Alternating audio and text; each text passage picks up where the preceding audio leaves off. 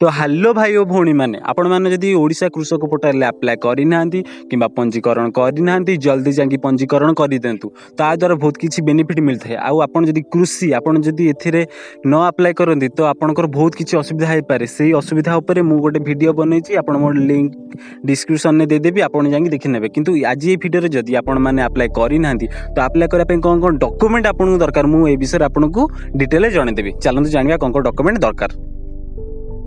प्रथम तो मोर जो कृषक भाई अप्लाई करेंगे प्रथम आधार कार्ड टी आनिबा दरकार और आधार कार्ड सहित द्वितीय हूँ से आधार कार्ड आपन जो आनिबे से आधार कार्ड रे आपनकर जो नंबर टी मोबाइल नंबर टी लिंक होइची से मोबाइल नंबर टी को आपन सांगरे नेथिया दरकार।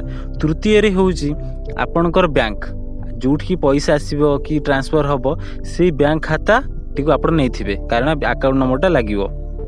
चतुर्थ हूँ आपणकर जमीर कागजपत्र आपण कि जो बिल करिसेंती से जगार कागजपत्र आपण सांगरे नेकी जाइथिबे।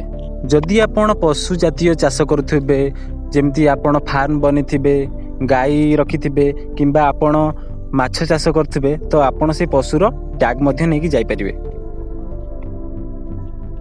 यह परे पळि आसुची 6 नंबर जातिगत प्रमाणपत्र आपण एससी एसटी किंबा ओबीसी किंबा आपण जनरल कैटेगरी रे होइथांतु आपणकर सांगरे आपणकर जातिगत प्रमाणपत्र बा कास्ट सर्टिफिकेट नेकी जाइथिबे जनसेवा केंद्र को।